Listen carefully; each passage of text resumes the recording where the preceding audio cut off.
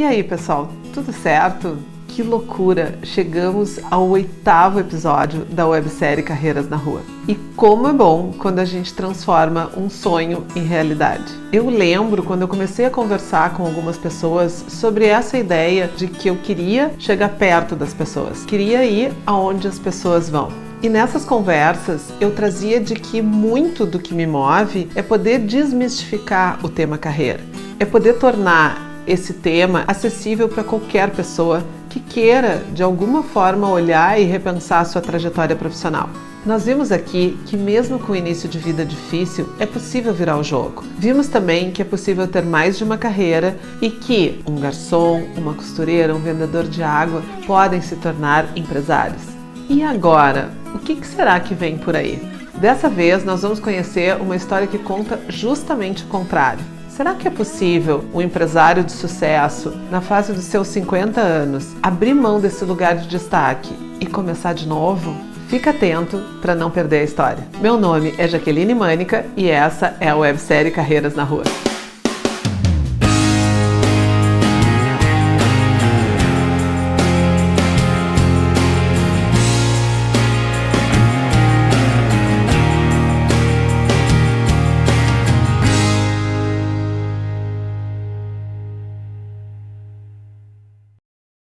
Bem, nesse episódio nós vamos conhecer a história de um profissional que vive um momento meio na contramão da maioria das pessoas. Há pouco tempo ele abriu mão de uma empresa renomada e de grande porte para ter a sua startup.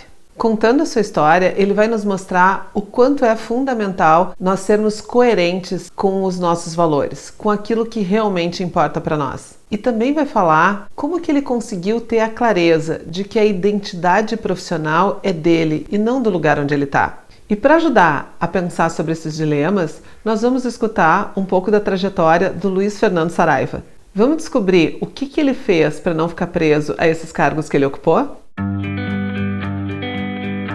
Eu sempre fui uma pessoa muito curiosa, desde pequenininho. Era daquele estilo que gostava de desmontar as coisas e não sabia como montar depois. Meu pai tinha uma enciclopédia chamada Como Funciona, que aquilo ali para mim era o meu parque de diversões. Era uma enciclopédia em fascículos que ela contava a história desde o parafuso até o foguete que ia para a Lua. Eu achava aquilo maravilhoso. Quando eu cresci um pouquinho mais e começou a chegar a época de fazer o vestibular, eu tinha um computador que eu ganhei quando fiz 15 anos e já era muito fascinado por computador. E aprendi a programar sozinho, mas quando veio o videogame, a minha vida mudou. Eu já sabia programar, eu tinha ganhado um videogame, eu disse, então essa é a minha vida, eu vou aprender a fazer jogos de computador e vou escolher ciência da computação, que na época se chamava informática. E foi por aí que eu realmente comecei minha carreira. Era um vestibular extremamente concorrido na época, era muito difícil de entrar e eu estudei pouco, fiquei doente no final do ano, não pude fazer o cursinho com meus colegas e faltaram 19 vagas para eu entrar. E aquilo ali foi uma depressão, assim, todos os amigos passando, eu não tinha passado. Mas, como tem que seguir, não dá pra desistir, não passei no vestibular no minuto seguinte eu já tinha passado no próximo, porque eu disse, agora eu vou passar. E eu me dediquei a estudar, estudei 6 meses, e eu passei, de fato, em 6º lugar no vestibular, e essa colocação não é por nada, senão pra dizer que, cara, quando a gente tem um tropeço, logo ali em seguida tá o sucesso. Então, acho que a vida empreendedora já talvez tenha começado muito aí já, com esse tipo de dedicação. E aí comecei, de fato, a minha jornada, estudar e aos poucos começar a procurar também um estágio para começar a minha vida profissional. No 6º semestre da minha graduação em informática, atual ciência da computação, eu consegui um estágio numa empresa de automação industrial chamada Altos Sistemas de Informática. Era uma empresa de engenheiros e eu, quando caí lá, a primeira coisa que me botaram foi um livro sobre hardware. E eu li aquilo e disse, cara, não entendi nada. O que eu estou fazendo aqui, né? Mas, de novo, é questão de perseverança, né? Num dia eu não entendia, no dia seguinte eu preciso entender. Ali foi um aprendizado muito grande, porque comecei como estagiário, um estagiário um pouco estranho também, porque na primeira reunião gerencial que eu fui, eu perguntei pro cara que estava coordenando a reunião, cara, por que a gente faz sempre essa mesma pergunta e a gente nunca resolve esse problema? Ele não gostou nem um pouquinho disso, depois ele veio falar comigo, disse, olha, tu é estagiário, tu não tem que fazer essas perguntas. Tá bom. E a segunda pergunta que eu fiz foi ir ao diretor da empresa, o Luiz Gerbasi, e disse, Gerbasi, eu queria fazer coisas mais importantes. Mas tu já faz coisas importantes, mas eu não faço, eu não consigo participar das decisões. Aquilo ali estava me dizendo alguma coisa, né? É verdade que depois eu me tornei engenheiro de software, eu acho que fui até engenheiro de software 2 e a minha bunda não conseguia mais parar na cadeira. Essa que é a verdade. Eu precisava me conectar com as pessoas, eu precisava resolver problemas administrativos, eu enxergava essas coisas acontecendo e, bom, me tornei gerente de projetos, de gerente de projetos para gerente de produtos e para gerente de produtos me tornei gerente da área de pesquisa e desenvolvimento da Altus.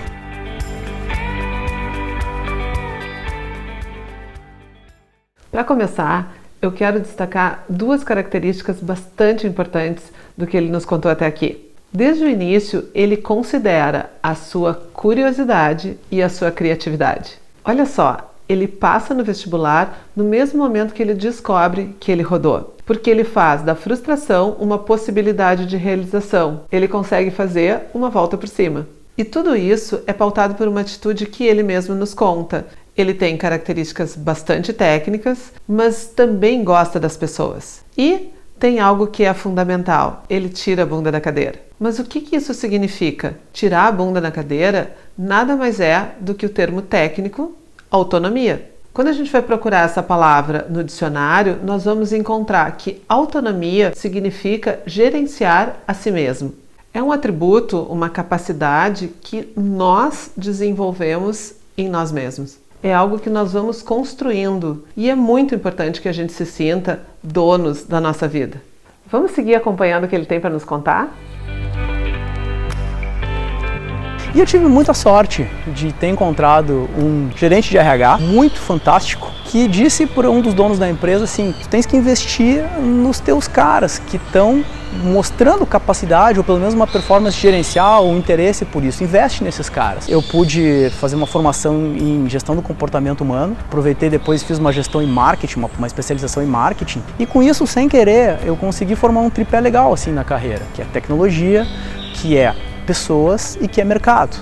Isso me ajudou muito na minha formação. Bom, a história segue, tendo saído da Altus como gerente de pesquisa e desenvolvimento para uma startup, a primeira startup, convidado por 2 sócios, né? A minha família não entendeu muito isso, mas meu filho, tu já tem uma carreira tão bacana, por que tu vai fazer isso? Eu disse, não sei, mas eu preciso fazer uma coisa diferente e nova. O que aconteceu lá foi que eu tive muito aprendizado do que era ser um empreendedor, né? Da ideia de, puxa, não tem para quem reclamar, muito menos quem culpar. Sou eu e os meus sócios, então não tem nada que seja diferente disso que possa resolver os problemas. Uma coisa interessante quando eu deixei a empresa foi que eu me dei conta e aprendi uma lição bem importante, como os valores das pessoas, né, são importantes para que uma sociedade dê certo.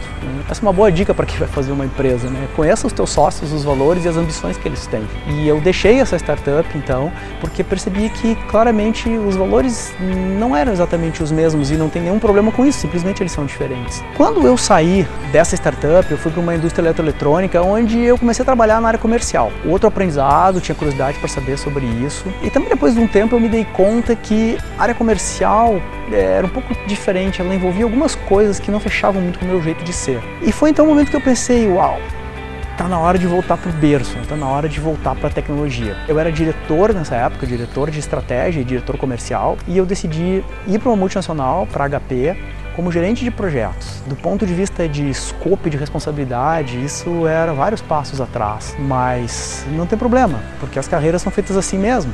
Não é só ir para cima, a gente vai para o lado, a gente vai para trás e isso é a carreira. Então ali foi um momento interessante também de dar passos para trás, de voltar e de se reencaixar naquilo que eu realmente gostava muito de fazer, que era tecnologia, times, desenvolvimento. E aí um belo dia a HP resolveu se dividir em 2 empresas e eu fui convidado pelo vice-presidente para ser diretor de pesquisa e desenvolvimento da nova empresa que se formava, que é a Hewlett Packard Enterprise. Tendo tido essa oportunidade de assumir uma posição executiva, uma coisa muito me assustou e me incomodou nessa transição, que eu tinha um estereótipo e na verdade depois eu descobri que não era só um estereótipo, infelizmente muito disso é verdade. Os diretores de multinacionais normalmente são pessoas muito difíceis, pessoas muito hierárquicas e eu realmente não queria me transformar nisso. Então isso para mim parecia uma oportunidade e era de fato uma oportunidade que estava à minha frente, um convite espetacular, mas eu tinha muito receio. Eu tinha muito receio de me tornar alguma coisa que eu não queria me tornar. E foi legal porque eu conversei com a minha esposa sobre isso, né?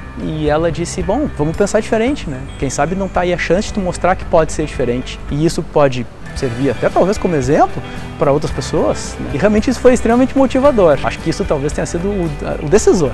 E aquilo ali para mim abriu um espaço novo, um espaço de criar uma organização do zero e trazer tudo que eu tinha aprendido de mercado, de pessoas, de tecnologia e botar tudo isso à disposição do nosso time para criar realmente uma área que fez diferença no Brasil porque tornou um case da forma como ela foi implementada.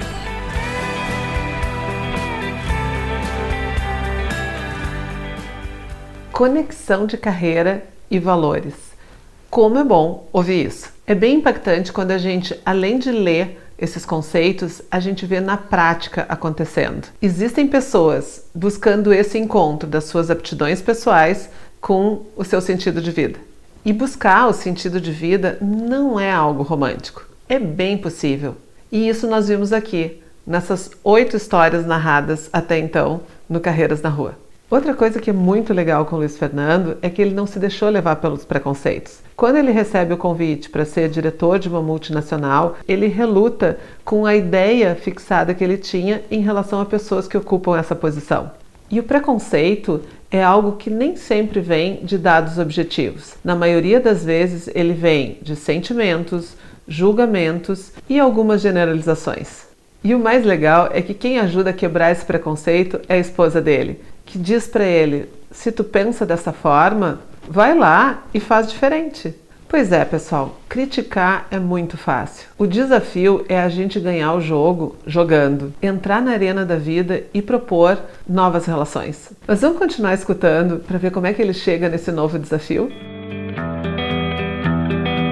Chegou um ponto onde eu tinha entendido que a minha missão estava cumprida. A organização caminhava sozinha e eu sempre acreditei que uma organização que funciona bem é aquela que não precisa mais da liderança, não precisa mais daquele gestor. Ele precisa sair e dar espaço para outros que vão encarar aquilo como um desafio. Já não era mais um desafio para mim. E eu entendi que era hora de fazer outra coisa. E fazer outra coisa para mim era poder, talvez, em escala maior, provar tudo aquilo que eu tinha aprendido. Essa organização aqui, ela era uma organização nacional, mas pequena.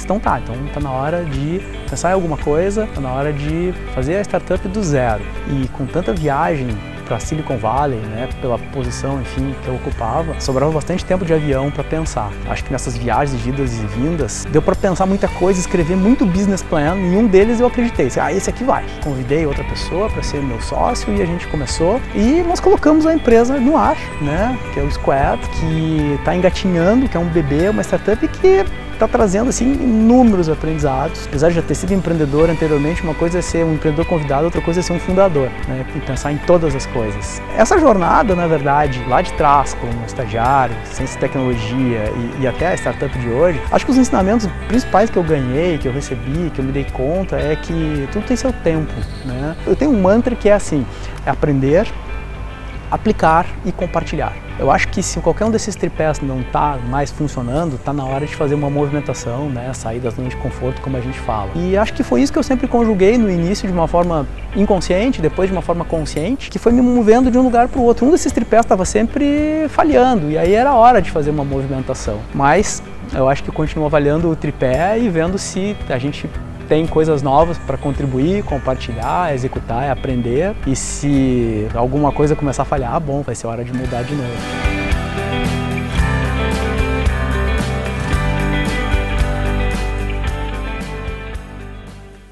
Mais uma das histórias incríveis que a gente conhece aqui. As pessoas me perguntam: Jaque, como que tu encontra essas pessoas tão legais? E realmente esse é um presente da vida.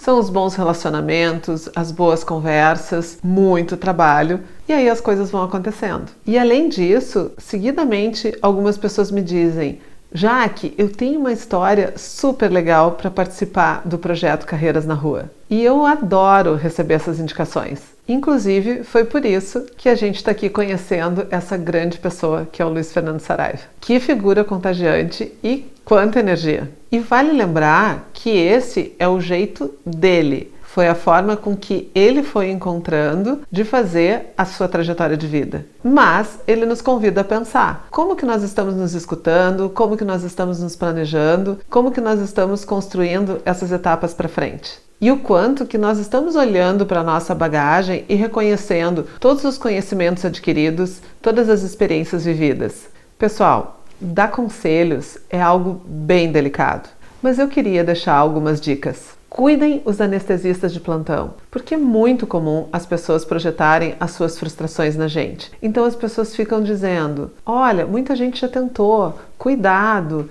a crise está aí, o mercado está difícil. E, de alguma forma, despressurizem, tirem a força da nossa intenção. Outro ponto, descubram o que move vocês. O que leva de um lugar para o outro? Se for segurança, tá tudo certo. Se for desafio, tá tudo ok também. Se for empreender, solidariedade, tá tudo ok. A grande questão é a gente descobrir o que nos impulsiona. E por fim, a minha última dica: não se economizem. A vida é um livro que está aí para a gente escrever, para que a gente possa dar o nosso tom e o nosso colorido. Não achem que escrever o nosso livro é algo para poucos. Nós vimos aqui, nas histórias do Carreiras na Rua, o quanto é possível. Escutem o que essas histórias nos contam e bora lá! Ah, e tem mais uma dica que eu já estava esquecendo. Se vocês gostaram desse conteúdo, curte lá, te inscreve, compartilha com os amigos e me acompanha nas redes. Logo mais a gente está de volta. Até o próximo vídeo.